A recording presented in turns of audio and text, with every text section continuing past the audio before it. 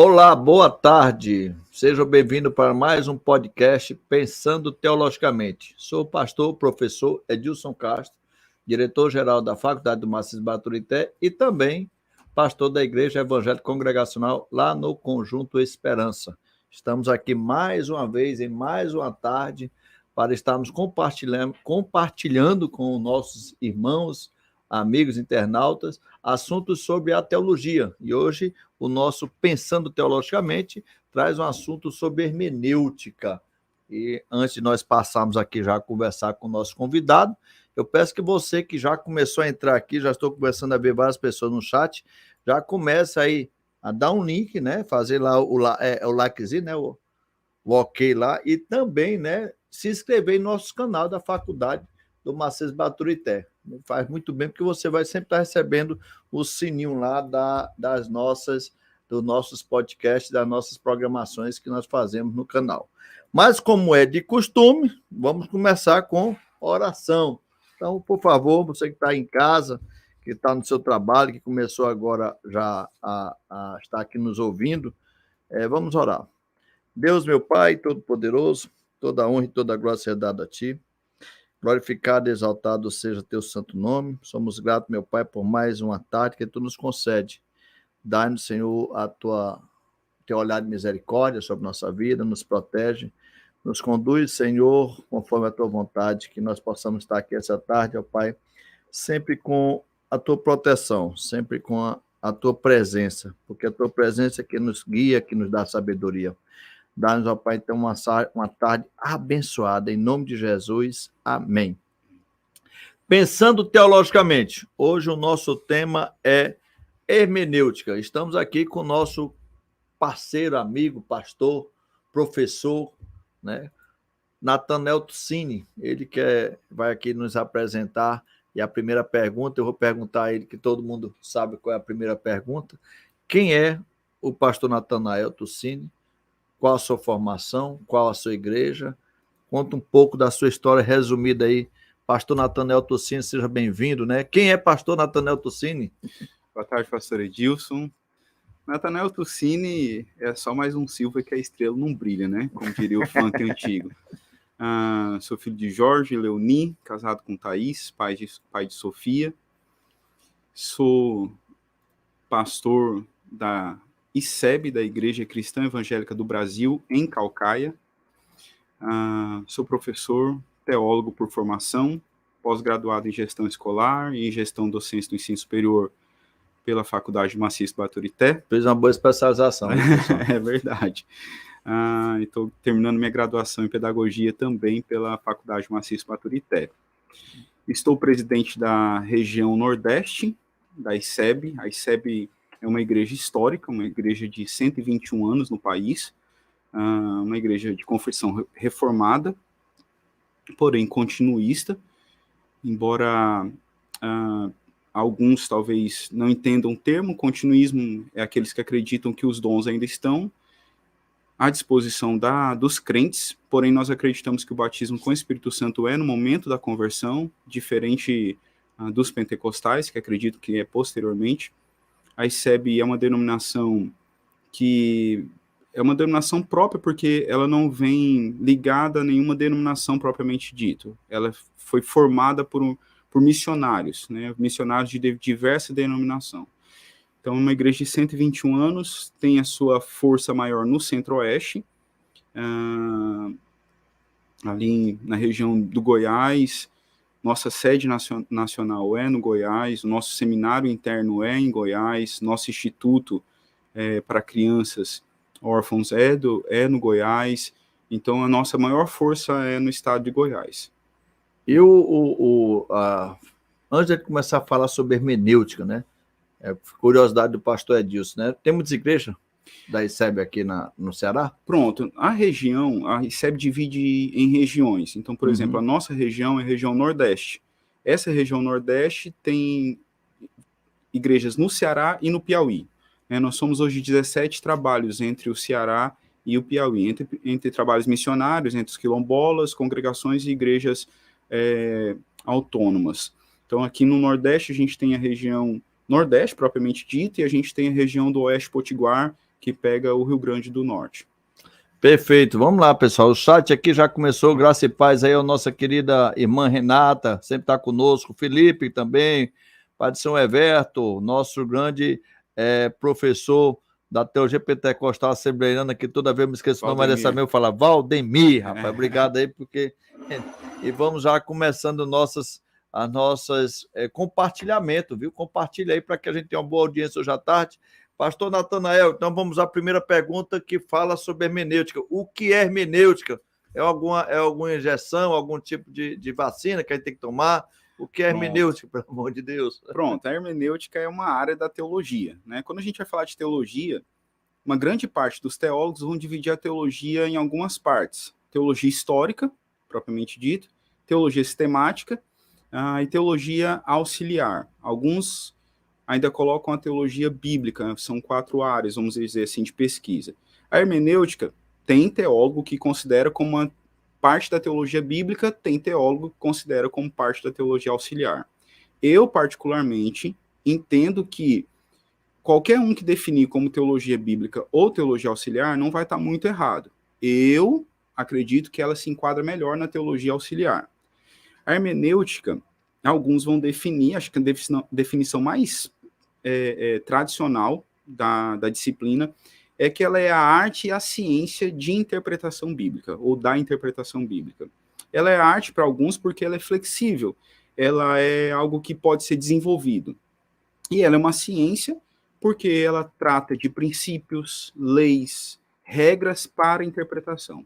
Eu, Natanael, e ninguém precisa concordar comigo, desconsidero essa questão da arte. Eu entendo a hermenêutica como uma ciência. Ela tem princípios bem definidos, ela tem leis bem definidas, e a gente precisa dominar essas leis e esses princípios. E assim, pastor, hermenêutica não é algo só da teologia. Então, Sim. o senhor é bacharel em Direito, eu fiz hermenêutica jurídica. Hermenêutica jurídica. Então, todo mundo faz um pouco de hermenêutica, todo mundo faz um pouco de interpretação, né? A criança, quando lê um gibi, um mangá, ela interpreta aquilo ali. A pessoa, quando está dirigindo, o semáforo fica vermelho, ela interpreta que tem que parar, né? E todo mundo faz hermenêutica. Nós, da teologia, estudamos hermenêutica sacra. Nós focamos no texto bíblico. Então, resumo. O que é hermenêutica? Hermenêutica é a ciência que ensina os princípios, leis e regras para a interpretação do texto bíblico. Então, isso é hermenêutica. Pronto, quando você fala de interpretação do texto bíblico, para eu fazer uma hermenêutica, é necessário ter conhecimento das línguas maternas da Bíblia, tipo grego, hebraico? Tem que ter muito, porque assim, quando a gente vai tratar da interpretação, a gente precisa de três focos. A gente trata a crítica textual, que vai definir exatamente a palavra usada no texto. Por exemplo, quando Paulo diz assim, em 1 Coríntios capítulo 9, no final do capítulo 9, ele vai dizer, eu esmurro o meu corpo. O crítico textual vai procurar a palavra exata para esmurrar. Era um tapa? Era um empurrão? Era um soco? Qual foi a palavra que Paulo usou? O exegeta, ele vai tentar compreender o que Paulo queria falar e como seus ouvintes ouviram aquilo ali, entenderam aquilo, os ouvintes, os leitores iniciais. O hermeneuta, ele vai aplicar. Então, o crítico textual entendeu que era eu esmurro, era um murro mesmo que Paulo está querendo dizer. O exegeta vai dizer, olha, o Paulo queria dizer sobre disciplinar o corpo, disciplinar a si mesmo. Então, o hermeneuta vai trazer para os nossos dias como isso se aplica. E aí, um exemplo claro para isso é o seguinte, esses dias eu vi a grande teóloga brasileira, não sei se o senhor conhece, a Larissa de Macedo Machado, o senhor conhece? Não. Não, mais conhecido como Anitta. Sim! Uma grande teóloga brasileira, sim. Postou no Twitter dela o seguinte, eu não entendo temer a Deus. Se Deus é amor, por que eu tenho que temer a Deus? Ela cometeu um grande erro. Qual o grande erro? Ela desconsiderou o uso da palavra na língua original. Ela pegou a palavra temer... No sentido popular, no senso comum, no senso comum, no sentido da língua portuguesa. Uhum. Mas quando a gente pega essa palavra e vai para o grego, vai para o hebraico, a gente percebe que, sim, A palavra temer tem também o sentido de ter medo, mas é muito mais no sentido de reverência. E aí é o ponto seguinte, quem está em Cristo não precisa temer. Eu não preciso temer a Deus. Não tem mais ira para mim. O cálice da ira acabou. Cristo tomou o cálice da ira. Eu não preciso temer nenhuma Mas o temor a condenação. Deus não é o princípio de toda a sabedoria? Mas ali o texto está falando de reverência. A reverência ao Senhor. Eu não apenas tenho medo do que Deus pode fazer comigo, porque Ele não vai me condenar. Mas eu tenho tamanha reverência a Ele que eu obedeço. Eu tenho tamanha reverência a Ele que eu não chego para Ele chamando Ele de meu brother, meu mano, o meu grande O cara irmão, lá de cima. O cara lá de cima. Porque eu não estou lidando. Por exemplo, quando o senhor é diretor-geral da faculdade. Então, quando alguém chega para falar com o senhor, ele não chega empurrando a porta do seu escritório e falando, ei, mano, eu quero falar contigo. Não é assim. Ele vai tratar com reverência, com respeito o diretor-geral. Se eu trato com reverência, com respeito o diretor-geral, quanto mais Deus, o soberano de todas as coisas. Então, a língua original é importante. E só abrindo um detalhe, mas puxando um pouquinho aqui, porque aí a gente vai falando, vai vindo lembrando de várias coisas. Uma das grandes dificuldades de interpretação, pastor, é o que a gente chama de distanciamento linguístico. A língua é dinâmica. Ela vai mudando o sentido, às vezes, de uma palavra. Por exemplo, quando eu cheguei no Ceará, o cearense falava o seguinte, meu corpo está reimoso, essa comida está reimosa, isso aqui é reimoso. E aí um dia eu perguntei para um cearense, o que é reimoso? Aí o cearense respondeu para mim com muita seriedade, ele falou assim, reimoso é reimoso. Pronto, reimoso é reimoso. Ou seja, depende do contexto que a palavra é aplicada, ela tem um sentido. Lógico, depois que eu estou aqui 19 anos no Ceará, já aprendi o linguajar cearense. Que às vezes comer o camarão é reimoso. É reimoso. Né? Comer um surubim lá no Maranhão é reimoso. E então, tem pessoa que é reimosa, que a gente tem que estar longe. Reimosa. Esse negócio de você fala, uma vez já falou que vem do Sul, tu fala isso. Eu estava uma vez no Sul, na Faculdade Este, e lá num debate eu peguei e falei, rapaz, isso é uma marmota. E todo mundo ficou perguntando, que diabo é que é marmota, rapaz, né? E depois me perguntaram o que é marmota. Disse, rapaz, marmota é marmota. Quer colocar boneco, quer pôr boneco, né? Então, é importante. Nós temos muito material de pesquisa. Você não precisa ser um extremo conhecedor de grego e hebraico. Mas tem uma base. Você precisa ter uma base e tem muito material de pesquisa. Sobre essa questão de distanciamento linguístico, é interessante demais. Se você pega a palavra fé, então a palavra fé, ela tem mais de um significado dentro da Bíblia. O justo viverá pela fé. Em Abacuque é fidelidade. Mas em Romanos é a fé de crer. Fé de crer. Então, o texto bíblico pode falar que nós somos da mesma fé. Nós somos da mesma crença. Então, peraí, vamos voltar um pouquinho para poder entender aqui, que eu vou aprender hermenêutica hoje, viu, pessoal? Estou aqui como aluno. Eu costumo dizer, inclusive, que esses podcasts, para mim, rapaz, é muito legal, porque eu, além de eu me divertir, eu aprendo muito, né? Quer dizer que lá em Abacuque, o justo viverá pela fidelidade. Pela fidelidade. Fé como fidelidade. Não a fé de crer. Não de crer, fé de fidelidade. Certo. Pois eu sempre entendi lá também que essa fé era a fé de crer. Aí, quando você vai lá para Romanos, é fé de crer. De crer. E quando você vai para o fruto do Espírito, é fidelidade novamente. Quando você vai para 1 Coríntios capítulo 12, é dom espiritual. Então, em cada texto, ela vai ter uma aplicação, ela vai ter uma interpretação. O contexto vai me jogar. Isso é muito importante, inclusive, para os pregadores, né? Que de repente você utiliza lá um texto bíblico, né? E vai falar de fé, e aí de repente ele aplica isso daí, né? E quando você vai ver, rapaz, não tem, é complicado. Então, o teólogo ele tem que aprender e ficar atento para essa hermenêutica bíblica, porque às vezes ele vai estar pensando que está falando certo, correto, ensinando correto, mas na realidade ele está cometendo aí um erro, né? E, pastor, é tão interessante isso, porque assim, hoje eu sou de uma igreja reformada, a igreja que eu sirvo como pastor é de tradição reformada e calvinista, isso é muito claro para a gente lá.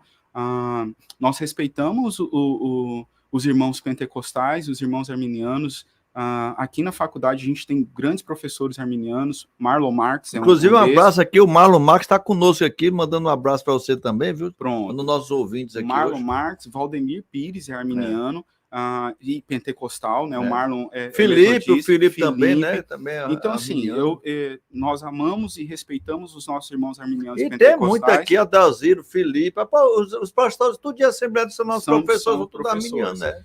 E agora, a igreja que eu sirvo como pastor é reformada e calvinista, graças a Deus por isso. Nós entendemos que Deus nos elegeu para isso. Enfim. Vamos entrar nesse assunto agora, não faz parte do podcast. Mas a gente teve um tempo que eu era de igreja pentecostal e participei de uma ala do movimento pentecostal que não reflete todo o pentecostalismo, eu sei muito bem disso. E aí me chamaram para pregar na semana pentecostal, beleza. E aí colocaram para mim... Quer dizer que você já era do manto eu nunca sapateei na minha vida, nunca fiz essas coisas, mas já vi muito, né? Incentivei muito. Deus me perdoe por isso, mas enfim.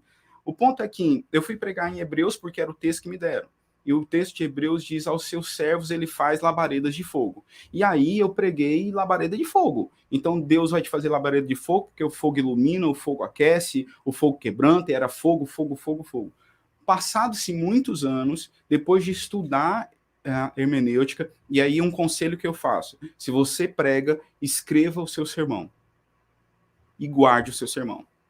Porque com o tempo você pode refazer. Você vai ter a possibilidade de arrumar o seu sermão, de melhorar o seu sermão. E eu sempre faço isso. Eu junto vários sermões e depois de um tempo eu rasgo, jogo fora alguns, que eu acho que está muito ruim.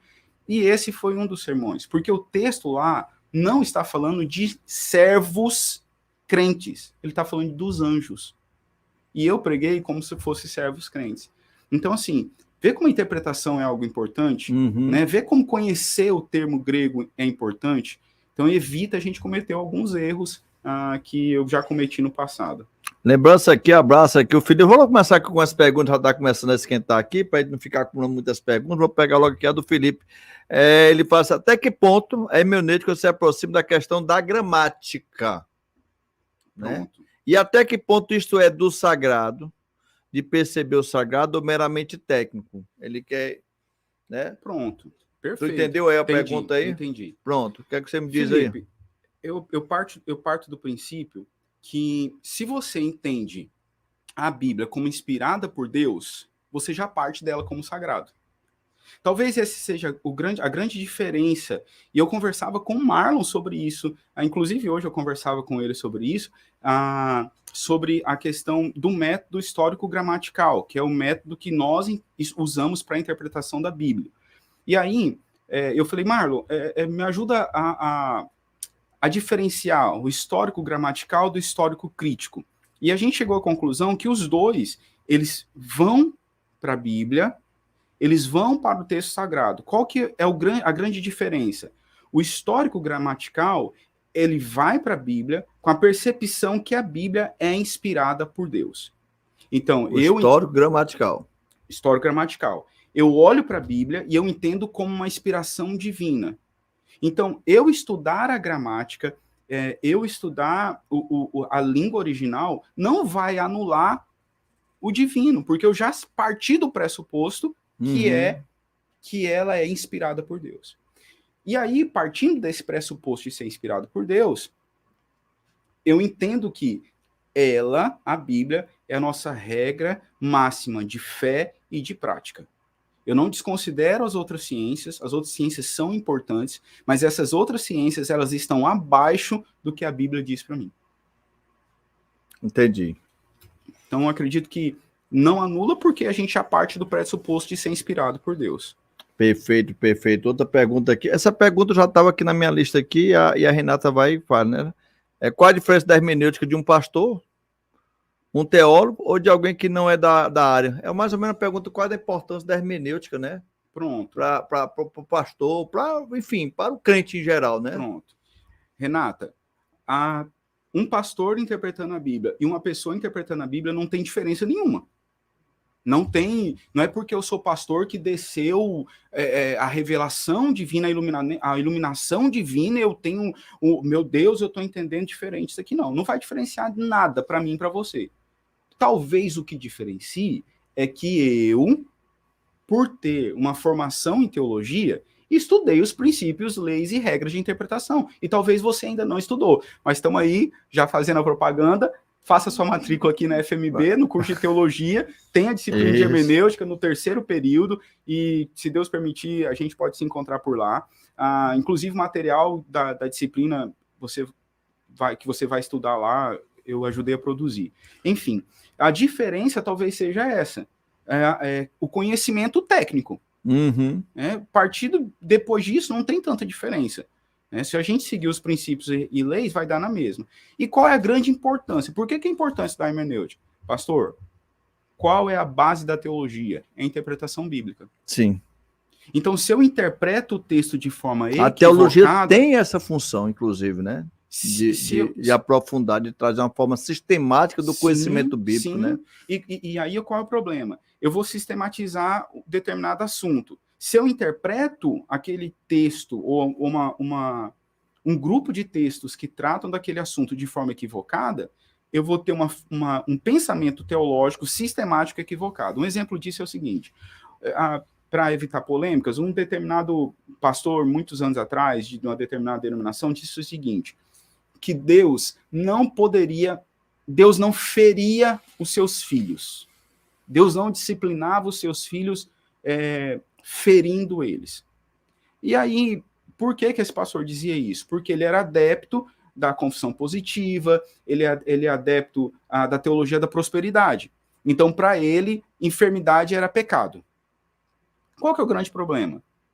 Quando a gente vai para Jó, por exemplo, quem é que vai dizer que Jó não era crente? Porque quem dá testemunho de Jó é o próprio Deus. Sim. Sabe, pastor, eu posso dar testemunho da sua vida, e o senhor pode dar testemunho da minha vida, mas o nosso testemunho não é nada perto do que Deus diz sobre nós. É Deus que está dizendo que Jó é homem reto, íntegro, temente a Deus, que se desvia do mal. Não foi o diabo que diz isso, nem os amigos de Jó, é o próprio Deus. Beleza, tudo bem até aí. Quando chega no capítulo 19 de Jó, Jó vai dizer quem feriu ele. E Jó diz que foi Deus que feriu ele. Foi Deus que pesou a mão sobre mim, Jó diz. Então, veja bem, o pastor que afirmou isso desconsiderou o capítulo 19 de Jó. Se ele tivesse considerado o capítulo 19 de Jó, ele entenderia que Deus, às vezes, pune os seus filhos, por mais que ele ame. Ele também desconsiderou Hebreus capítulo 12, quando o escritor aos Hebreus vai dizer assim, que Deus disciplina aquele a quem ama. E eu não me lembro de ser disciplinado pelo meu pai e gostar. Eu não me lembro disso. A disciplina causa dor, a disciplina causa sofrimento. E se a disciplina não causar dor e não causar sofrimento, ela não está sendo disciplina. E meu pai fazia isso porque me amava. Deus também nos disciplina porque nos ama. Então, por que é importante interpretar o texto corretamente? Porque senão você não faz uma teologia correta. E é muito importante isso que o pastor Natanael está falando, porque isso serve como alerta. Talvez você discorde de mim e talvez discorde do pastor Natanael. Essa teologia do Deus que só dá vitória, desse Deus que está aqui para ajudar, né, para poder ser o pai que balança a rede e faz muito dormir. Nós tornamos o crente muito mimado e produz umas pessoas que não estão prontas para o mundo. E o mundo, eu costumo dizer na minha igreja, rapaz, a vida é difícil, meu amigo. Né? A vida é difícil, a vida é dura, o caba tem que trabalhar, tem que ralar, tem que criar vergonha. Né? Eu falo muito isso porque não é aquela coisa, não, mas Deus vai mandar se tu trabalhar, meu irmão. Né? Deus vai fazer as coisas acontecer se tu criar vergonha. Né? Como é que eu posso pegar e dizer, olha, Deus me torne um excelente, o melhor, o cara máximo da advocacia. Ele vai olhar para mim, vai estudar, miserável, primeiro, para depois tu estudar para ser isso. Não, né? Então, assim, eu acredito que é um Deus, né? Que não é bíblico. É o Deus que não é bíblico. Esse Deus amigão, esse Deus brother, esse Deus mano, esse Deus não é o Deus da Bíblia. Eu tô estudando muito primeiro Samuel lá na comunidade que eu sirvo como pastor. A gente está expondo 1 Samuel todo domingo. E eu acho interessante que quando a arca é devolvida pelos filisteus, a arca é devolvida, Beleza, chegou a arca. Então eles agora descem a arca da carroça, oferecem as vacas em holocausto, mas tem 70 deles que olham para dentro da arca. Sabe o que Deus fez com eles? Deus matou. Deus não ficou com peninha deles. Vocês quebraram a lei, vocês quebraram a ordem. Então, quebrou assim, princípios. Quebrou princípios. E quebrou princípios, paga por isso. E eu tenho essa ideia, rapaz, eu não tenho. Rapaz, quando você quebra princípios, você vai pagar por conta que você quebrou. É isso aí. E ali terminando, só para a gente voltar aí, eu acho interessante. Quando começa no capítulo 7, no versículo 2, diz que os israelitas suplicavam. E aí a gente acha que aquela súplica deles era uma súplica por Deus. Na verdade, não era uma súplica por Deus, era uma súplica pelo favor de Deus. Eles não queriam a Deus, eles queriam o favor de Deus. Aí Samuel entra na história, ele reaparece na história ali, diz, vocês querem o favor de Deus? Então vamos aqui, vocês têm que se corrigir, vocês têm que abandonar a idolatria. Né? Então, esse Deus, gente boa que o pessoal está servindo, não é o Deus bíblico. Show, vamos lá, vamos aqui, tem uns outros ouvintes aqui, já começou participação boa, eu quero agora aqui, olha, que é pergunta de professor, viu? É pergunta de professor. Vai lá o nosso pastor da Teologia Pentecostal Assembleiana, né? Nosso querido Valdemir. Rapaz, eu vou botar o nome do Valdemir bem aqui nessa garrafa toda vez. É o Valdemir Pires.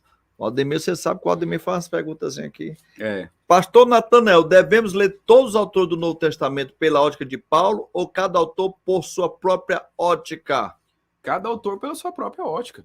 Cada autor pela sua Ainda própria mais ótica. porque Paulo também foi um pouco distante também, alguns autores do Novo Testamento que Paulo foi escrever depois muito, né? Não são tão contemporâneos escritos, né? Tão contemporâneos. E outra coisa, cada autor, ele está dentro de uma vivência. Ele está dentro de uma realidade. Escrevendo para um determinado público. Né? Você não pode comparar Marcos com o escrito de Paulo. São tempos diferentes. Então, tem que ler cada autor segundo a perspectiva daquele autor. Eu posso... O exemplo é claro, é bem simples. Se eu pedir para o senhor fazer uma descrição do estúdio onde nós estamos, o senhor vai descrever fatos que eu, nesse momento, não estou vendo. Um fato, por exemplo, foi o que o Delano agora me tirou uma foto nossa. Pronto, eu não vi isso. Né? Mas ele tirou. E eu estou vendo aspectos que estão atrás do senhor e o senhor não está vendo. Então, eu contaria o fato a partir dessa ótica. Eu não estou mentindo, nem o senhor está mentindo. Uhum. Eu estou colocando o que eu estou vendo e o senhor está colocando. Então, isso é um exemplo bom pelo seguinte. Quando você pega, por exemplo... Jesus informando que Judas é o traidor. Eu me perguntava, por que ninguém deu uma voadora em Judas? Porque eu teria dado uma voadora em Judas. Por que Pedro... Que puxa a faca para um, não mete a pena ao traidor? Metesse a peixeirada nele ali, acabava a história ali. E eu fiquei meio assim, falei, mas tem alguma coisa nisso daqui. E eu entendo o seguinte, pastor. A Bíblia, ela vai se completando. E aí... eu fui olhando os evangelhos. É interessante que Jesus diz nos evangelhos o seguinte, que um seria o traidor. Ele chega na cena. Os caras estão discutindo quem é o maior. Aí ele fala assim, porque Jesus era um pouco cearense. Ele diz assim, vou dar uma lição para esses abestados. Pegou uma toalha, pegou uma bacia e vai lavar os pés. Pronto. Aí, ele diz assim, um de vocês é o diabo. E vocês vão entrar aí. Eles começam assim, eu não. Sou eu não. Aí, a cena parece que para ali. João vai descrever a cena da seguinte forma. Diz que Pedro olha para o discípulo amado e faz gestos, tipo, ei, pergunta aí para ele, cara. Tu tá aí do lado, pergunta para o homem quem é. João pergunta para Jesus, quem é o traidor? Jesus responde para João. Aquele que eu molhar o pão e der, esse é o traidor. Só João sabia. Uhum. É por isso que quando... que os outros não pegam, mete a pena nele, né? Quando Judas levanta, eles acham que Judas vai fazer alguma coisa que Jesus mandou. Por quê? Porque naquele momento histórico é João que está sabendo da história. Uhum. Então, por isso que cada autor no seu quadrado, cada livro no seu quadrado. Perfeito, perfeito. Aqui um abraço aqui para a Giovana, Evelino está conosco, né? Wagner Gaspar está conosco, pastor Edson Araújo, graças e paz, pastor. Seja bem-vindo mais uma vez. Estou sentindo falta de algumas pessoas aqui, viu? Vou já, no intervalo, mandar aqui um WhatsApp aqui para o Jonatas, o pessoal da AME aí também, o pessoal aí do movimento pentecostal, né? O Erilda também aqui mandando aqui um abraço, o Neto.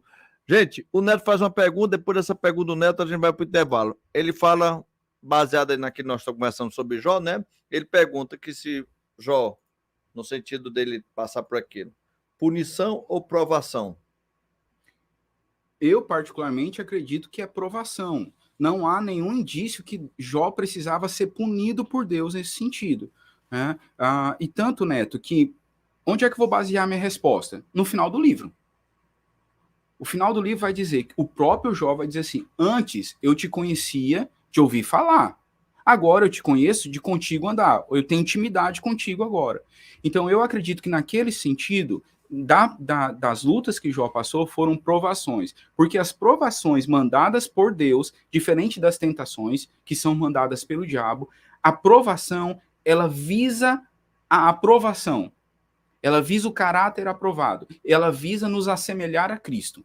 Então, especificamente para Jó, eu entendo que foi uma aprovação. Uma aprovação. Amém.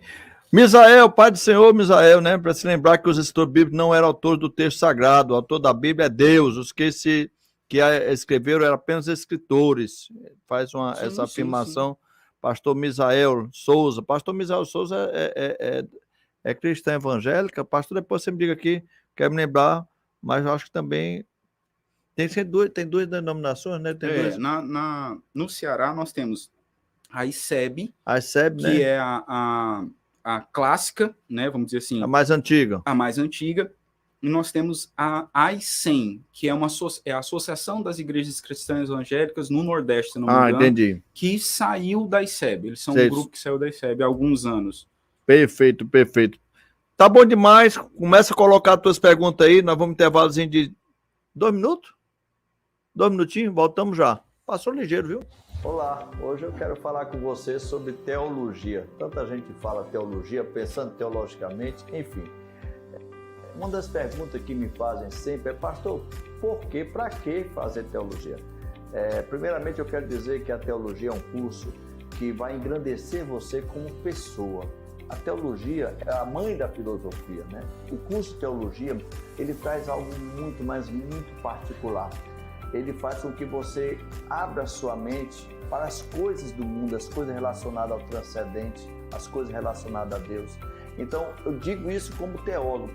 Ao iniciar minha caminhada a estudar teologia, a minha mente abriu bastante, porque eu comecei a ver Deus não apenas do ouvir falar, mas também conhecer a Deus de uma forma mais aprofundada. E quando nós falamos de teologia à luz da Bíblia, poxa, como é legal saber que Deus deixou um manual. É como se você tivesse um carro qualquer pessoa dirige, mas quer dirigir um carro da forma correta, lê o manual do carro. É mais ou menos isso que a teologia vai nos ensinar, né? É como ser, como viver, como aprender sobre esse Deus que é revelado a nós. Uma outra pergunta que as pessoas às vezes me fazem é: tá bom, eu vou ser teólogo, e no âmbito, o que é que eu vou ganhar com isso? Eu vou ganhar dinheiro como teólogo? E onde o teólogo trabalha? Bem, o Ministério da Educação, quando coloca a teologia como curso, ele está dizendo que existe sim uma formação para o mercado de trabalho. E o teólogo tem essa formação. A teologia é um curso de ensino superior. Então, vários concursos, como você tendo um nível de ensino superior, você pode concorrer. Além disso, em muitas prefeituras, já atende a necessidade do ensino religioso através do teólogo. Então, você pode, com a teologia, não só se tornar um bacharel, um graduado, mas também depois fazer uma especialização em determinada área específica, seja talvez até habilitando-se a outras áreas que aproximam-se da teologia, por exemplo, habilitando-se em história, habilitando em letras, enfim, o bacharel em teologia, ele abre um espaço para o mercado de trabalho. Além de que, você que almeja ter o seu ministério pastoral, hoje a maioria das denominações tem como exigência o bacharel em teologia. Então, fazer teologia é um crescimento individual, um crescimento pessoal, é um crescimento de aproximação de uma forma sistemática daquela sua crença, da crença em Deus. E fazer teologia também é abrir um espaço para o mercado de trabalho. Então, venha fazer teologia na Faculdade de Marcis Baturité, que você vai ver a sua vida sendo modificada para melhor. Que Deus te abençoe, estamos de porta aberta. Teologia na FMB, seu sonho a seu alcance.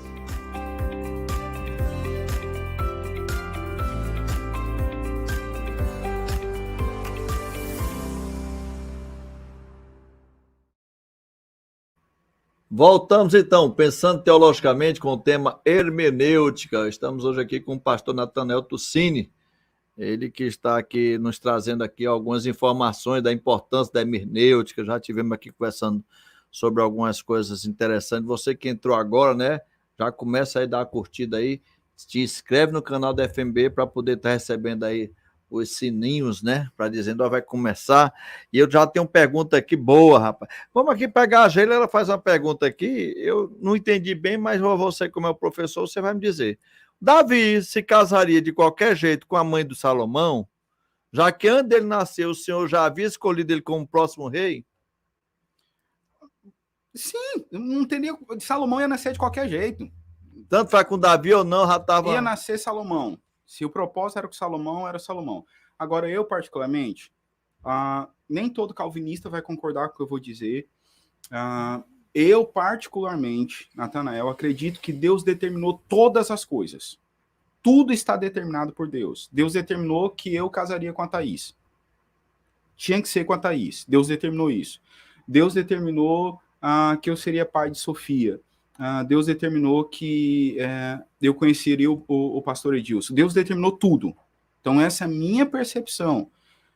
Nem todo mundo vai concordar comigo, respeito quem não vai concordar comigo, mas eu creio particularmente que se Deus se preocupou com algo que é muito maior que a minha salvação, ele também se preocupa com cada pormenor da minha vida. Então, eu creio que, de qualquer forma, Salomão nasceria e Salomão seria rei, como Saul foi rei, e por aí vai. Então, acredito que sim.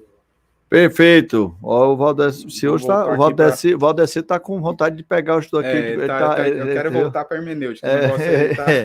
Ele vai, tendo visto alguns querendo, por exemplo, ler o termo cheio do Espírito, ele bota entre aspas, revestimento de poder, descrito por Lucas em Atos, como cheio do Espírito, santificação, descrito por Paulo. Eu acho que ele já complementando aquela primeira pergunta, quando ele fala, né, sobre a questão dos autores, de cada né, autor. Pronto. Do cada autor. Agora que ele está falando quando é colocado, né, o termo cheio do Espírito no sentido de revestimento de poder e o cheio do Espírito no sentido de santificação. Como é que a hermenêutica vê isso aí? É justamente como eu falei. Você tem que ler cada autor dentro do próprio quadrado do autor. Né? Não tem como, por exemplo, na pneumatologia lucana, ela tem aspectos diferentes da pneumatologia paulina. Então, cada autor tem que ser lido dentro do seu próprio ambiente, dentro do seu próprio livro. Então, por isso, Valdemir, que tem essa discussão, você apontou muito bem, é uma discussão do pentecostalismo, posso dizer até do pentecostalismo mais moderno e mais acadêmico, né? Que eu respeito por demais. Mas é isso mesmo, cada um tem que ler dentro do seu próprio quadrado, cada autor do seu próprio livro. Tá, falando um pouco, aproveitando o que o Valdeci está falando aí sobre Lucas, sobre Paulo, né? Vamos falar aqui um pouco sobre a questão das epístolas, né? Enfim, como é que a gente pode, o parâmetro dessas interpretações das epístolas? Pronto, ótima pergunta. Quando a gente vai falar sobre hermenêutica, a gente tem que lembrar, existem princípios gerais de interpretação. Né? Esses princípios gerais, a gente pode daqui a pouco pincelar sobre eles, mas a gente sempre separa os princípios gerais dos estudos de gênero, estudo de caso ou hermenêuticas especiais. Os autores usam essas expressões para estudar, por exemplo, epístolas, parábolas e por aí vai. Enfim, quando a gente trata desses tipos de textos específicos, a gente tem princípios específicos para interpretar esse texto. Qual que é o grande problema quando vai se interpretar uma epístola, por exemplo? O grande problema é que nós, hoje, somos a geração dos 140 caracteres, de mensagens curtas. Né? O senhor já percebeu que é melhor a gente enviar 5 mensagens curtas do que uma mensagem grande com toda aquela informação para as pessoas no WhatsApp? Parece que elas não leem todo o texto. Na mensagem grande daqui ninguém tem mais, não. Não tem quem leia. Então, o que acontece? Quando um cristão, quando uma pessoa vai estudar uma epístola, o que ela faz? Ela lê por partes. Eu lembro que eu sou do tempo que a gente escrevia carta. A gente escrevia à mão a carta. Minha letra era feia, eu escrevia... Sempre foi feia a minha letra, então eu escrevia a primeira e passava limpo para ficar mais ou menos legível, né? Então, eram várias páginas. E quando a gente recebia uma carta, a gente sentava e lia a carta por completo. A gente não lia a carta como aquele cara que se mudou para o Brasil e recebeu uma carta do amigo dele que ficou na casa dele, cuidando da casa e da mãe dele, falou assim: fulano, o seu gato subiu no telhado. Aí, segunda carta, o seu gato caiu. Terceira carta, o seu gato morreu. Aí, quarta carta, fulano, sua mãe subiu no telhado. A gente não faz isso, a gente lê toda de uma vez. O que acontece com as epístolas da Bíblia? A gente lê por partes. A gente lê um capítulo, lê 2 ou 3 capítulos, depois vai ler mais 2 capítulos, a gente vai fatiando.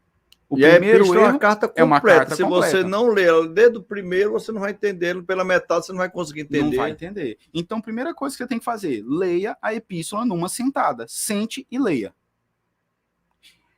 Eu aconselho o seguinte: se você não tem a prática de ler 10, 13 capítulos, leia pelo menos no mesmo dia. Tudo. Leia uma parte de manhã, uma parte à noite, uma parte à tarde, uma parte à noite. Para poder não perder o raciocínio. Então, essa é a primeira coisa. Leia na totalidade. Segundo aspecto. Tente identificar quem é o autor, o contexto que esse autor está inserido e o contexto dos leitores dessa epístola. Vou dar um exemplo aqui. Quando Paulo escreve Filipenses, é conhecido como a Carta da Alegria. Carta da Alegria. Beleza. Mas você só vai entender a profundidade de uma Carta da Alegria quando você entende onde Paulo está escrevendo. Ele está preso. Como é que ele diz para os irmãos de Filipos o seguinte: se alegrem, se regozijem. O cara está preso. A maioria das vezes, quando a gente está passando por uma tribulação, uma dificuldade, a gente fica triste. Paulo está mandando os outros se alegrarem. Agora, por que Paulo fala isso? Aqueles irmãos estão preocupados. Primeiro, quem vai continuar pregando? Quem vai continuar espalhando o evangelho? Outra preocupação, como está Paulo? Como está Paulo nessa prisão? Aí Paulo vai dizer assim: olha, gente, vocês têm que se alegrar, vocês não estão entendendo o que Deus fez. Eu, por estar preso, tive a oportunidade de pregar para a guarda do palácio. E aí, pastor, eu imagino só a situação. Nós dois, pastor, evangelizamos muito mal. Muito mal. Na verdade, a maioria dos crentes evangelizam muito mal. Né? Eu falo, Jesus te ama. Eu falo, Jesus te ama no evangelismo. Né? Evangelização é plano de salvação. Aí eu fico imaginando agora, Paulo. Aí o cara, o guarda, ele está em prisão domiciliar. O guarda tem que ficar ali, com ele o dia todo. Paulo não tinha WhatsApp, Paulo não tinha Twitter. Vamos conversar sobre Jesus com esse cara. Jesus com esse cara. Imagina agora Paulo evangelizando. Se Paulo me evangelizar hoje, de novo, eu me converto de novo. Né? Então, Paulo diz, olha a oportunidade que eu estou tendo, e tem gente se convertendo por causa disso. Paulo diz assim, olha, e tem gente da alta classe se convertendo também. Por quê? Porque eles ficavam curiosos. Quem é esse homem que teve a coragem de apelar? Vou saber quem é. Eita, Paulo, você está preso por quê? Rapaz, você quer saber por que eu estou preso? Eu estou preso por causa do Cristo. Que Cristo é esse, né? Rapaz, você não sabe aqui, senta aqui que eu vou te contar um pouquinho sobre por que eu tô preso. Eu não tô preso porque eu sou arruaceiro, não tô preso porque eu sou ladrão, assassino. Eu tô preso porque eu tô pregando a Cristo e esse ressuscitado. Ressuscitado é ressuscitado. Deixa eu contar para você como aconteceu isso aí. Essas pessoas estavam se convertendo. E Paulo está dizendo o seguinte: ó, irmão de Filipe, fica de boa, fica tranquilo. Porque a prisão, a algema não está parando o evangelho. Outra coisa. Agora é muito importante, eu estou falando aí, Natan, só cortando um pouquinho o raciocínio, mas Paulo estava sendo preso porque ele estava defendendo uma ideia. né? E a gente vê, e eu estou trazendo isso aqui contemporaneizando, quase não sai. As ideias, quando elas são perseguidas, quando a gente não tem a liberdade de expor as nossas ideias, podemos ser um Paulo desse, né? Aprisionado por conta de ideias, né? E aí gera uma luta da liberdade religiosa que Paulo não estava tendo.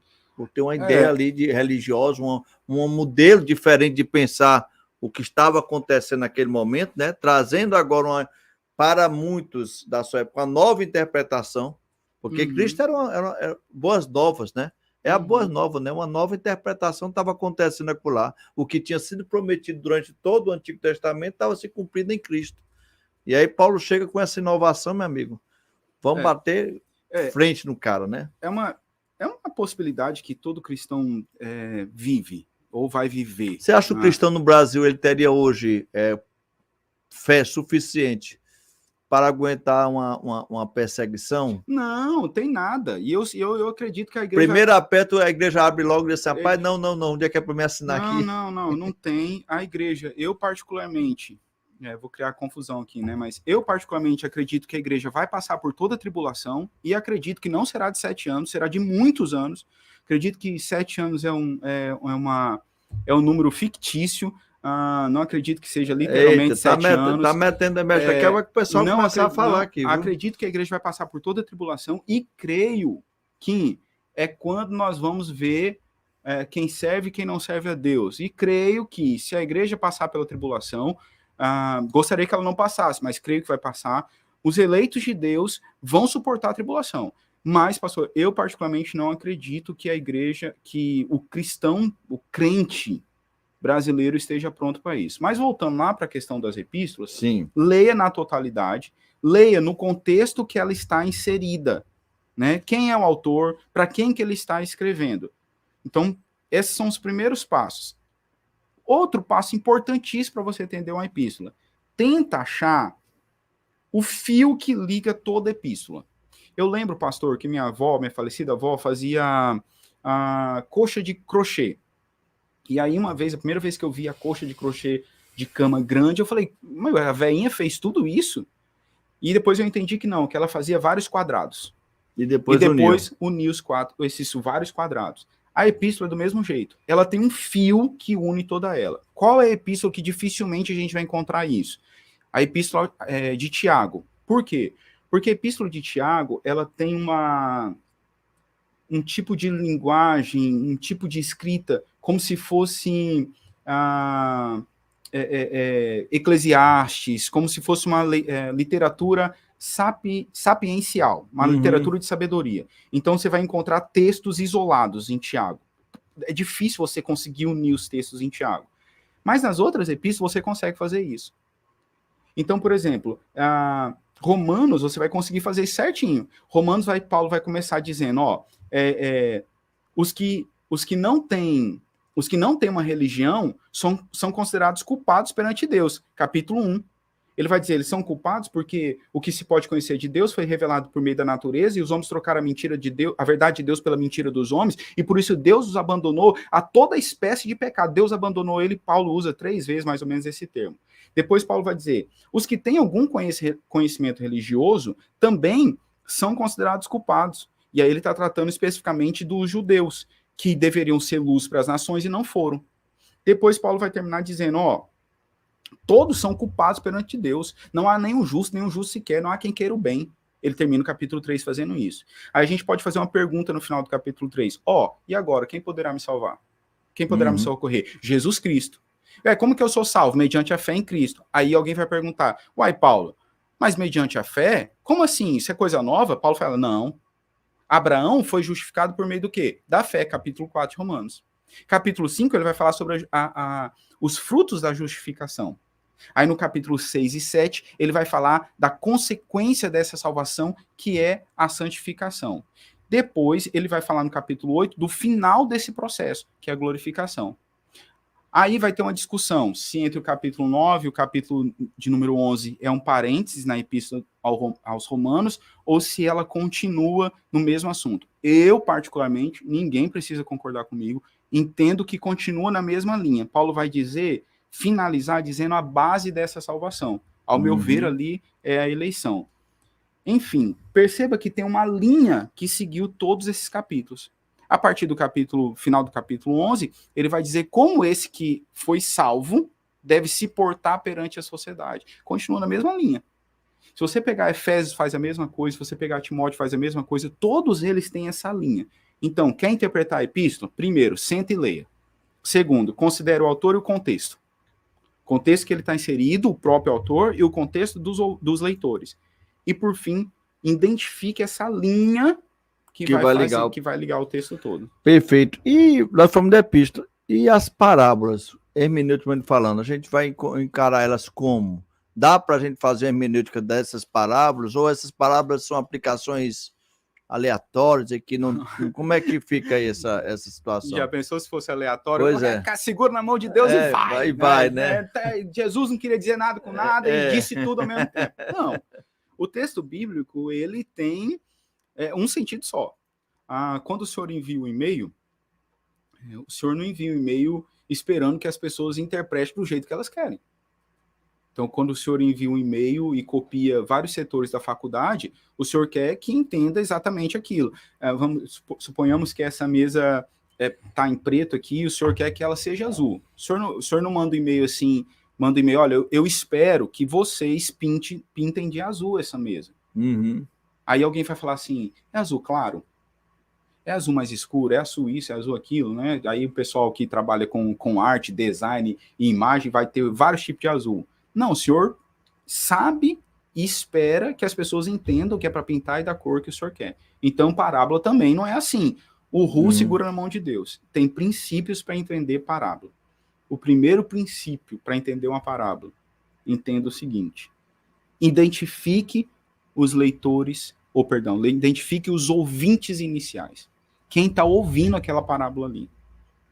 Isso vai te ajudar a começar a interpretar. Um exemplo muito claro para isso, eu gosto muito desse exemplo, é Lucas 15. Alguns acreditam que Lucas 15 tem 3 parábolas, né? A parábola da ovelha, a parábola da dracma e a parábola do filho pródigo. Eu, particularmente, concordo com o autor de um livro chamado Todas as Parábolas da Bíblia. Eu acredito que todo mundo deveria ler esse livro. É um livro muito bom para entender as parábolas, chamado Todas as Parábolas da Bíblia. O autor, não sei se a pronúncia é essa, mas é Herbert Locke, se eu não me engano. Muito bom. Tem outro livro também de parábolas, que é do Parábola de Jesus também. Simon Kistemaker, que é as Parábolas de Jesus, mas especialmente esse livro, Todas as Parábolas da Bíblia. Ele vai trabalhar Lucas 15 como uma única parábola, com 3 figuras. Porque no versículo de número 3, o autor vai dizer assim, que Jesus conta essa parábola. Deixa eu dar uma olhadinha aqui, para ajudar a gente. Enquanto ele procura aqui, um abraço aqui, Arildo Monteiro, Joel, Thiago está conosco também. Já faço a pergunta, Joel. Né? Vamos nas participações. Em Lucas 15, versículo 3, o texto diz, então Jesus lhe contou esta parábola. Ele não contou estas, ele contou esta parábola. Todas as 3 estão lidas só. É uma só. Só que elas têm figuras diferentes. Aí ele vai começar a contar a parábola. Depois, no versículo 8, ele vai dizer assim, ou qual é a mulher, ele vai dar outro exemplo dentro da mesma parábola. Eu estou usando a Nova Versão Internacional, mas em outras versões você vai conseguir perceber isso também. Já no versículo 11, o texto diz assim, e Jesus continuou. Ele continuou a parábola que ele já tinha começado. Então, eu entendo que Jesus está contando uma parábola só. Mas eu estava falando que a primeira coisa que a gente tem que fazer é identificar os nossos ouvintes. Quem são os ouvintes? Versículo 1 do capítulo 5 vai dizer que todos os publicanos e pecadores estavam reunidos para ouvi-lo. Mas os fariseus e mestres da lei o criticavam. Então, esses são os ouvintes. Esses são os ouvintes. Nós vamos começar, quando a gente percebe esses ouvintes... Então, vamos dizer assim, cada parte dessa única parábola estava se direcionando a especificamente publicano. Ouve o que eu estou falando? Fariseu, ouve o que eu estou falando, né? Isso, justamente. Então, a primeira coisa é identificar os ouvintes iniciais. Primeira coisa que você faz. Segunda coisa, identifique os elementos que estão sendo usados dentro da parábola. Eles são importantes para a gente entender a parábola. Por exemplo, pastor, lembra da parábola do semeador? O semeador saiu a semear. Uma semente caiu à beira do caminho, uma caiu solo... No espinho, outra no solo, rochoso. Quando eu ouvi essa parábola, eu falava assim, cara, o semeador irresponsável. Porque como é que deixa cair no meio dos espinhos? Como é que deixa cair no meio da estrada? Eu ficava, será que o saco da semente tá furado? Não preparou nem a terra, sai jogando assim aleatoriamente. Tá doido? Tá pichuruco? Tá pichuleico? Lembrou dessa aí? Eu tinha que soltar essa aqui, um meme, né? Enfim. Eu ficava perguntando como é que esse cara fez isso. Mas qual que é a ideia, pastor? A ideia que a gente tem hoje de plantação é a plantação retinha. Cara, cava, joga semente. Cava, joga semente. É retinha a plantação. Entendi. Então não tem como cair na beira da estrada. Agora, como é que o semeador fazia naquela época? Ele jogava a semente. Ele pegava um bocado de semente na mão dele e jogava. Lógico que ele jogava mirando o terreno que foi preparado para isso. Mas essa semente caía na estrada, porque as estradas cortavam a plantação, caía onde não havia sido preparado. Quando fala que caiu entre as rochas, a gente acha que são grandes rochas. Não era o terreno que era rochoso, que não havia sido preparado ainda. Caía onde tinha ervas daninhas, porque não tinha sido preparado para aquilo. Então eu preciso identificar os elementos. E eu preciso me transportar para os tempos onde a parábola foi contada, para que eu possa entender isso aí, para que eu possa compreender por que ele está usando aquele elemento. Igualmente, voltando para Lucas 15, a gente vai usar esses elementos. Então, a ovelha que se perde, sim, a dracma que se perde, são coisas do dia a dia daquelas pessoas. E um filho rebelde que decide abandonar o pai. Então, são coisas que aconteciam com frequência. Então, primeiro, identifique os ouvintes. Segundo, identifique os elementos. Jesus, em Mateus, ele diz que o sal, quando perde sabor, ele não serve mais para nada. Eu duvido que o senhor, quando foi comprar um sal na sua vida, o senhor olhou a validade do sal. Porque ninguém olha. Aí o senhor faz aquele churrasco, primeira qualidade, tá na hora do senhor fazer esse churrasco. Olha aí, professor de teologia, vou colocar o homem aqui na situação delicada. Tem que fazer o churrasco, né? Tem que fazer o churrascão. Sabendo que ele é que vai fazer o churrasco, é ele, viu? Eu dou a carne e o sal ele dá. Eu tô aqui para assar, Então o senhor fez aquele churrasco de final de semana, aí lógico, o senhor não usou o pacote todo, o senhor... guardou, dá aquela volta, e aí nós que daqui a 2 anos bota um prendedor ali, né? Daqui 2 anos você vai fazer o churrasco de novo. Mesmo você sal. Assim, esposa, não, tá aqui guardado o sal. O senhor não pega o sal e coloca na boca para ver se tá salgado. Não. O senhor sabe que tá salgado, ele não perdeu o sabor. Mas por que Jesus diz assim, se o sal perdeu o sabor? A ideia ali é de um sal contaminado. Entendi. É um sal que entrou em contato com outros elementos e por isso ele perdeu o sabor. Essa é a ideia do texto. Então ele já não serve mais para nada, porque ele está contaminado. E aí você vai ver nesse contexto que é justamente o que Jesus está dizendo. Se nós, como discípulos dele, nos contaminarmos com o mundo, a gente não serve mais para nada. Então identificou o ouvinte, identificou os elementos. Terceiro, pelo amor de Jesus Cristo, não faz a parábola dizer mais do que ela diz, não. Os caras inventam Dá um moda. exemplo aí, pastor. Exemplos. Vamos pegar em Lucas 15, na figura do filho pródigo. Aí, filho pródigo voltou. Aí, o pai diz para ele, diz assim, tragam a melhor roupa e vistam nele. Versículo 22. Né? É a primeira expressão. Aí alguém vai dizer assim, a roupa significa a santidade. Não, meu irmão, a roupa significa roupa mesmo. Ele estava maltrapilho. Ele estava cuidando de porcos, ele estava fedido, meu irmão. A roupa dele estava podre. Então o pai diz, rapaz, dá um banho nesse cabo aqui, pelo amor de Deus, e bota uma roupa limpa nele. Aí continua o texto. E coloque um anel no seu dedo. O anel significa o selo do Espírito. Não, meu irmão, o anel é o anel mesmo, um anel, porque estava mostrando que ele não era servo, ele era filho, ele era da família. E coloque os calçados nos seus pés. O calçado é o evangelho da salvação. Não, meu filho, era calçado mesmo. O calçado se desgastou. Mas eu não posso utilizar essas aplicações, pastor? Isso está errado? Pastor, eu não sou contra... mais ou menos, né? Como diz o outro. Até pode, O que não pode é dizer que o texto está dizendo isso, porque o texto não está dizendo. Essa parte aqui pode simbolizar, né? Pode simbolizar. Vamos trazer algumas aplicações para nós. Inclusive, no material de hermenêutica da Faculdade de Maciço Baturité, tem um capítulo só sobre isso. Só tratando sobre aplicação. Porque aplicar é diferente de interpretar. O texto está dizendo isso. E se eu disser que no texto o calçado significa o evangelho, eu estou mentindo. Porque o texto não diz isso. O autor não tem nem essa ideia em mente. Então, não faça a parábola dizer mais do que ela diz. A parábola do filho pródigo é um clássico, né? Que o cara é assaltado, fica ali, aí coloca óleo na ferida. O óleo é o Espírito Santo. O vinho é o sangue do corpo. Não. Óleo e vinho eram usados como remédio. A hospedaria não é a igreja, não. E o dono da hospedaria não é Paulo. Não é Paulo. É o dono de uma hospedaria que haviam várias hospedarias no meio do caminho. Então, ele deixa ele lá mesmo para se recuperar. Então, identificou os ouvintes, identificou os elementos. E não invente. Não invente moda. Você falou aí dessa interpretação, você falando aí das aplicações, eu me reportei agora aqui o pensamento das tipos de pregações que nós temos, né? E aí a gente pensa aqui na pregação expositiva. Dá para fazer pregação expositiva ser uma boa hermenêutica?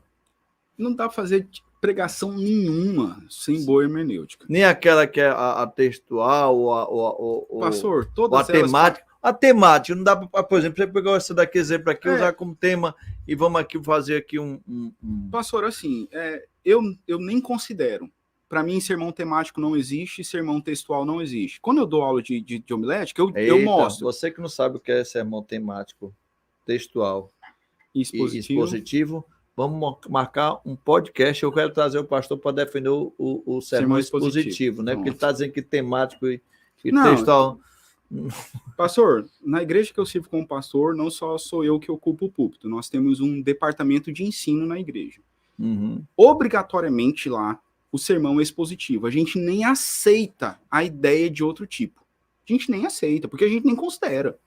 E se tem alguém que considere, que eu sei que tem lá na igreja que alguém tem que considera, ele não prega sermão temático nem textual, porque se pregar é chamada atenção. O sermão lá é obrigatoriamente expositivo, né? Porém, a gente só tem que tomar cuidado, porque alguns entendem sermão expositivo como se fosse pegar um versículo e analisar palavra por palavra. Não é nesse sentido. Isso é até cansativo, né, não, pastor? Você pegar palavra por palavra. Justamente, mas a gente trata o texto por completo, né? Expõe o texto.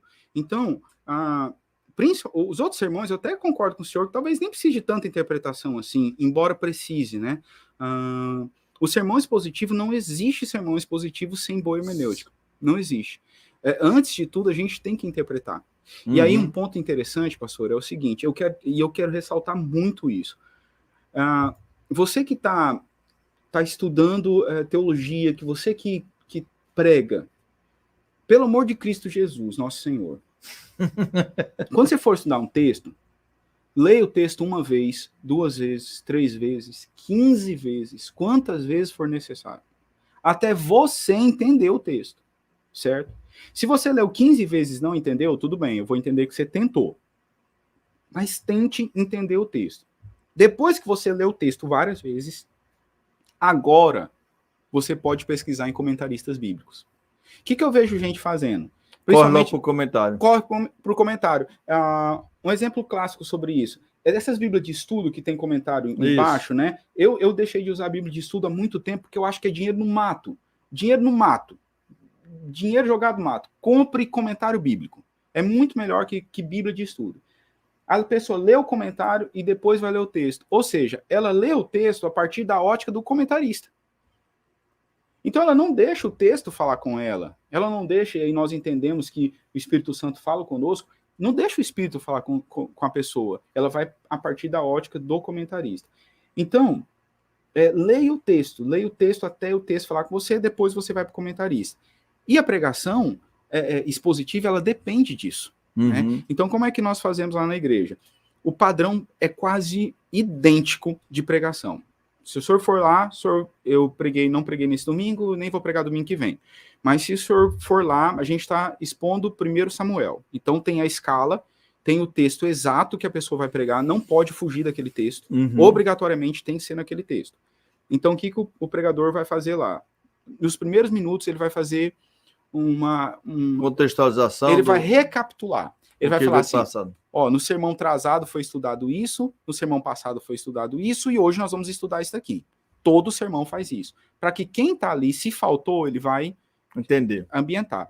Depois, expõe o texto. Expõe o texto, explica o texto mesmo. E depois faz uma aplicação. Nessa aplicação, aí eu volto lá ao que o senhor falou. Eu até poderia fazer uma aplicação usando a roupa, usando o anel, usando o calçado nos pés da figura do filho pródigo. Mas eu não posso dizer, porque na exposição eu digo o que o texto está dizendo, e na aplicação eu trago verdades para o nosso dia a dia. Então sempre a gente usa esse padrão lá, e é importantíssimo a interpretação do texto da hermenêutica. Vamos lá, vamos acelerar, estamos com mais uma hora, mas eu vou pedir aqui, eu vou fazer 2 perguntas de nossos internautas, né? O Joel, ele faz uma já emendando com outra. E aí a gente vai daqui. Se toda escritura é inspirada por Deus, né? Ele vai pegar lá a referência em 2 Timóteo 3, 16, 17. Todo aquele que lê está sendo inspirado por Deus. Eu acho que tem muito a ver com o que tu tinha falado aí da pessoa deixar o texto falar para si, né? Pode acontecer de numa leitura estar apenas procurando afirmar algo em que crê, e ele vai dar continuidade a essa pergunta. Porque ele acredita que muitas religiões que usam a escritura nasceram de interpretações erradas. Né? O que o pastor acha disso? Pronto, Joel, perfeita a sua pergunta. Então, assim, Joel, primeiro, para evitar esse tipo de coisa, cada cristão, acho que a grande contribuição da reforma protestante é isso. Cada cristão tem a Bíblia na sua língua, e cada cristão tem a possibilidade de ler a Bíblia. Então, a primeira coisa, você, nós não somos guiados por aquilo que o pastor diz, nós somos guiados por aquilo que a Bíblia diz. E a gente precisa conhecer a Bíblia para a gente não ser enganado por esses... eu vou me segurar. Segura. Mas o João vai falar aqui, vai falar sobre falso mestre aqui. O João tem uma pergunta aqui sobre isso. Então, a Bíblia toda é inspirada por Deus. Vamos separar primeiro, Joel, inspiração de iluminação. Eu não sou inspirado por Deus. Quem foram inspirados foram os escritores. O autor é Deus, os escritores foram inspirados por Deus. Uma ação direta do Espírito em cada escritor. O que cada cristão deve pedir é iluminação. É o entendimento daquilo que foi revelado. Isso. E aí, qual que é o problema?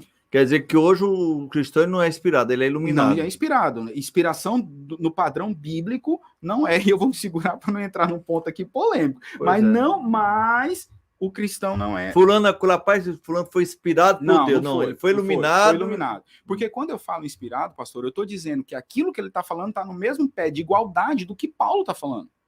Eu estou falando que aquilo que ele está falando está no mesmo pé de igualdade de que Lucas. Então não estão. É uma iluminação, é um entendimento das escrituras. Claro que tem gente mau caráter. Então, assim, pastor, tem gente mau caráter e tem gente mal instruída. Os mal instruídos, Deus terá misericórdia. Os mau caráter, Deus vai puni-los. Então, assim, falo ou não falo? Falo. Um cara que engana as pessoas, sabendo que está enganando. Sabendo. Usando o público para enganar. Para enganar. Vendendo Bíblia de R$900, dizendo que vai receber a unção da prosperidade. Esse cara é um marginal. Misericórdia. Quem está falando Natanael não sou eu. Sou eu. É um marginal. Ele está mentindo para as pessoas. Porque ninguém pode prometer, você vai comprar essa xícara e vai receber a unção da riqueza. Não vai. A não ser que você compre 20 xícaras dessa e venda por o dobro que você comprou, e aí você vai ganhar dinheiro com isso. Se quiser vender, comprar essa aqui, a xícara do Pensando Teologicamente, eu estou vendendo por R$5.000, e eu garanto que a prosperidade na minha vida chega bem rapidinho. Porque a prosperidade na sua, né? Então, assim... Então, pastor, a gente precisa separar essas coisas, né? Tem gente que é mau caráter. Então, interpretam a Bíblia segundo seu bel prazer, para para alimentar aquilo que vai lhe trazer retorno. Então, esses caras, Joel, a gente desconsidera e a gente estuda a Bíblia para a gente não ser enganado por essas pessoas. O Jonas, vamos já terminando, que passou rápido. O Jonas Pinto faz uma pergunta: como atribuir lá em João capítulo 10 ao diabo, já que Jesus está falando de falso mestre? João capítulo 10, versículo 10. Perfeito. Né? Já que Jesus está falando de falso mestre. Vamos lá. E aí, logo aí, né? João 10, ele aí, né? João 10. Né? O ladrão vem apenas para roubar, matar e destruir. Eu vim para que tenham vida e a tenham plenamente na versão nova versão internacional. Jonas, não tem como aplicar esse texto ao diabo. O texto não está falando do diabo. Está falando de Jesus aí, né? O texto está falando que veio roubar, matar e destruir são os falsos mestres, e não o diabo. Não o diabo. Embora o diabo roube, mata. Rapaz, é interessante destrói, porque a gente tem muito. Eu me pregamos, o diabo veio para matar, roubar e destruir. Mas ainda não, rapaz. Ele é os falsos mestres que vão fazer isso, né? O texto está falando de falsos mestres. Perfeito. Então a gente não tem como aplicar esse texto particularmente ao diabo. Ele está falando de falsos mestres. É só ler todo o contexto. Daí, botando a hermenêutica bíblica, você entendeu aí? Especialmente o versículo de número 12, né? Na tradução NVI traz o assalariado, mas em outras traduções traz o mercenário, não é o pastor. E aqui, abrindo parênteses, pastor, uma vez a irmã perguntou assim para mim: pastor, você daria a vida por mim? Eu falei: claro que não. Obviamente que não. Ela falou assim: mas o bom pastor dá a vida pela ovelha. Eu falei: mas eu sou um mau pastor. O bom pastor é Jesus. Ele deu a vida. Eu, minha irmã, não conte muito com isso aqui, não. Por quê? Porque a irmã interpretou o texto errado. O bom pastor é Jesus. Eu sou mau, eu sou um mau pastor, eu sou ruim. O único que me suporta, ainda estou me perguntando por que eles me suportam, é os irmãos lá da ICEB Calcaia. Né? Deve ser porque eu plantei a igreja, né? E estão me suportando, mas enfim. Perfeito, né? Lembrando também o pessoal do Boa Viagem, João Batista está conosco, querido, rapaz, um forte abraço. Pessoal, muito bom, nós já passamos de 1 hora, né? Estamos com 1h15, quase 1h20 minutos aqui de podcast. Pastor Nathanael falou uma coisa que eu não posso esquecer, e aí começa aqui já a falar para vocês algumas coisas. Dia 22 de outubro, você falou sobre a contribuição da reforma protestante, isso, né? Na nossa conversa aqui. Dia 22 de outubro, já começa a agendar aí. Nós vamos ter um grande congresso. Eu diria que é o primeiro congresso que nós passamos muito tempo aqui, a pandemia, foram 2 anos parados, né? Nós vamos ter um grande congresso comemorando 504 anos de reforma. É 504? É isso mesmo? Eu acho que é 504, é 504. 504 anos de reforma. Né? E eu vou fazer esse congresso e quero convidar todos os nossos alunos que estão aí em Juazeiro, Solonópolis, Candezinho, Sobral... onde mais eu tenho, meu pai? Boa Viagem, tenho 505, corrigiu aqui, né? Alguém me corrigiu aqui, disse que era 505, para mim fosse 504. Porque 505, né? 505. Obrigado pela correção. Auxiliar de Coordenação de Teologia aí, deu um alô aí, muito obrigado. Foi Levi? Foi? Tá ligado. Pois bem, 505 anos de reforma. O que é que vai acontecer? Nós vamos estar fazendo um grande congresso em Baturité, na sede da FMB.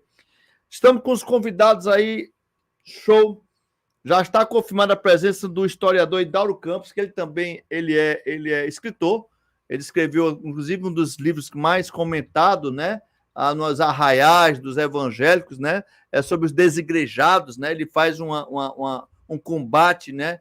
Muito bem sistematizado contra a ideia do desigrejado, mas ele é um historiador também que trabalha muito nesse olhar da contribuição da reforma protestante para a igreja atual, para os dias atuais, contribuição essa na parte social, na parte da própria liberdade religiosa, enfim, ele vai trazer aí um apanhado histórico. Estamos chamando do Idauro Campos, que é escritor. Estamos com o professor, que já é conhecido de muitos aqui, o Hermano Campos, que não é tem o mesmo sobrenome do Idauro Campos, mas acho que os dois não são parentes, mas pode até ter, que não é? Ninguém sabe aí o que teve aí da genealogia, né? Desses dois aí, né? Mas tá lá, Idauro Campos, Hermano Campos, pastor não, é escritor também, e palestrante, e professor em filosofia, trabalha com muitos cursos livres, um grande estudioso também, que é o Carlos Tuss. Ele vai estar trabalhando a ideia da contra-reforma. Então, olha como o debate vai ser legal, né? Já estou trazendo dois protestantes, um da Assembleia de Deus, o outro da Igreja Evangélica Congregacional, um congregacional. Estou trazendo um, eu acho que ele é católico, né? Que ele vai trabalhar o olhar da contra-reforma, no olhar católico. E estou trazendo um que também é evangélico, não é pastor, mas é historiador, mestre em história, né, que é o nosso coordenador também do curso de História daqui, da Faculdade Maciço Baturité, professor Felipe, que vai estar ali os 4 ali, e a gente vai estar junto dia 22 de outubro, nós vamos começar a fazer a divulgação. Esse congresso vai dar direito a um almoço. O pessoal que está vindo do interior vai se hospedar em Baturité, nós já estamos vendo preço muito legal para os hotéis lá em Baturité, porque no domingo, o seminário vai ser o sábado, manhã e tarde, e à noite com culto, né? Para a gente poder celebrar ali aquela harmonia, aquela unidade cristã com todo mundo. E no domingo, o pessoal que vem do interior, né? Que vai vir o pessoal de Juazeiro, lá de Morada Nova, de Nova Russa, pessoal do interior, quando vamos dormir em Baturité. E no domingo, eu estou providenciando um tour.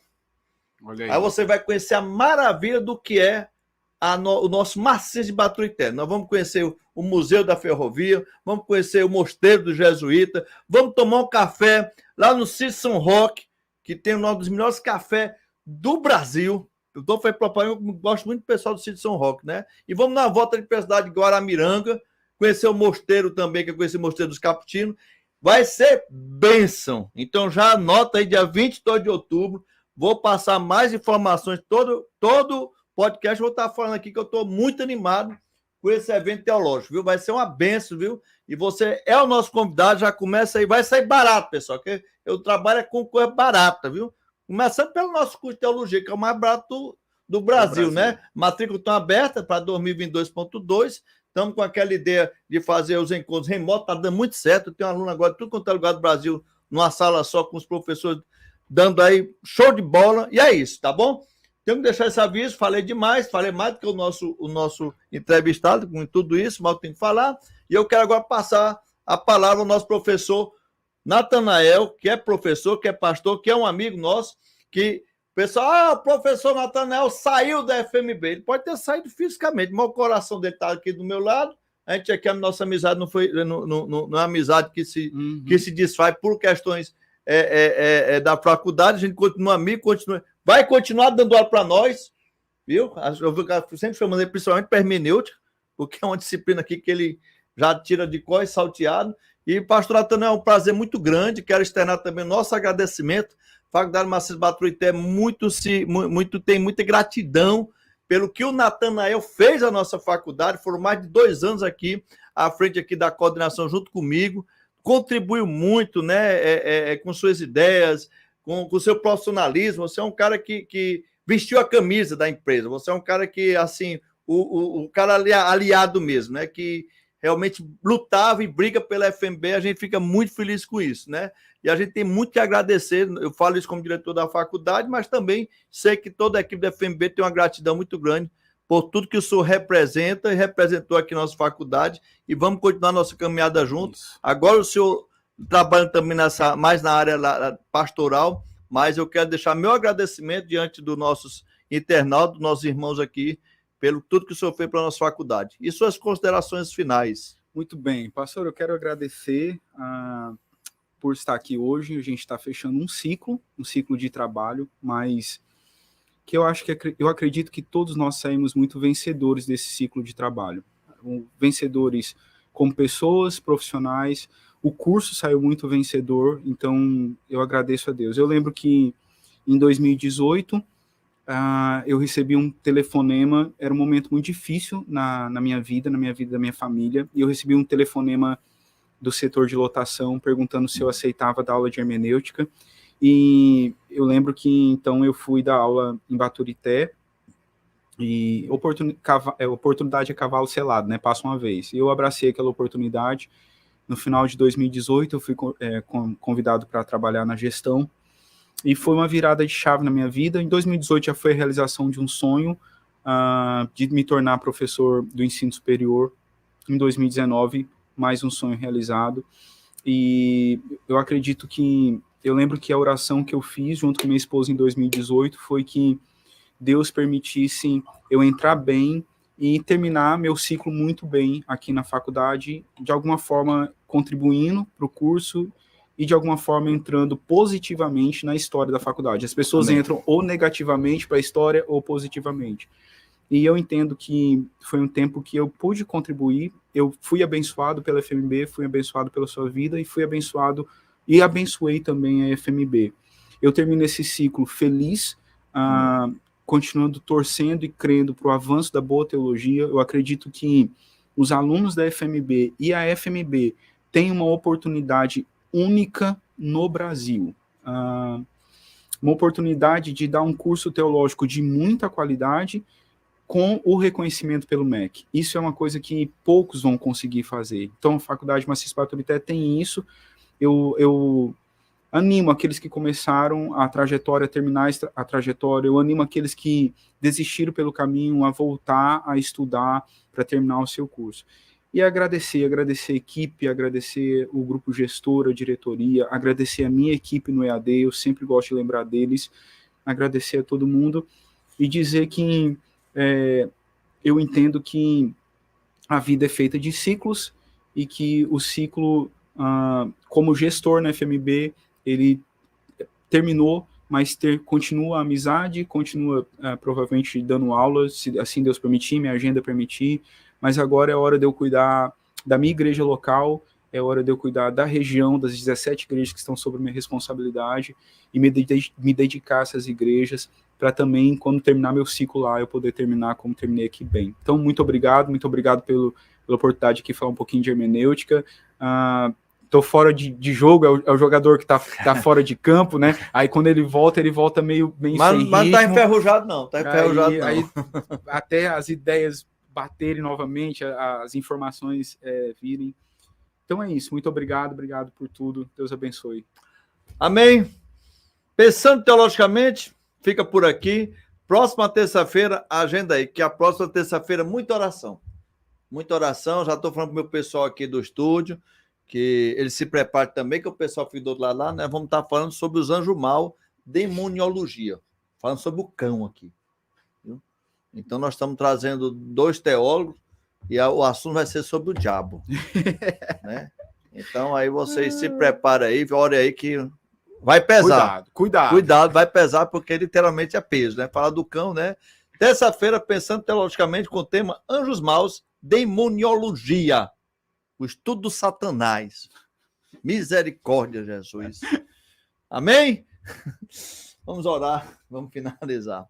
Deus, meu Pai Todo-Poderoso, muito obrigado, Senhor, por esse momento que Tu nos concede, Senhor. Obrigado, Deus, pela vida de Natanael, que Tu possa, com Teu olhar de misericórdia, ó Pai, estar sempre com ele, com sua família, o protegendo, o guardando, ó Pai, direcionando seus passos, dando sabedoria para que ele possa estar sempre, ó Pai, trazendo, ó Pai, teus ensinamentos, ó, o seu chamado que Tu colocou na mão dele, ó Pai, para que ele possa estar ali à frente da igreja, conduzindo aquelas ovelhas. Te peço também por cada um dos meus irmãos e das minhas irmãs que estão conosco até esse momento aqui, Pai, aqueles que saíram também, que os abençoe, os guarde, ó Pai, em seu lar, em sua caminhada. Também eu te peço e agradeço pela vida dos nossos irmãos aqui que estão conosco, nossos colaboradores que estão ali na parte da TI, né, que estão aqui trabalhando para que esse evento, para que esse momento aconteça. Que Deus abençoe, os guarde também.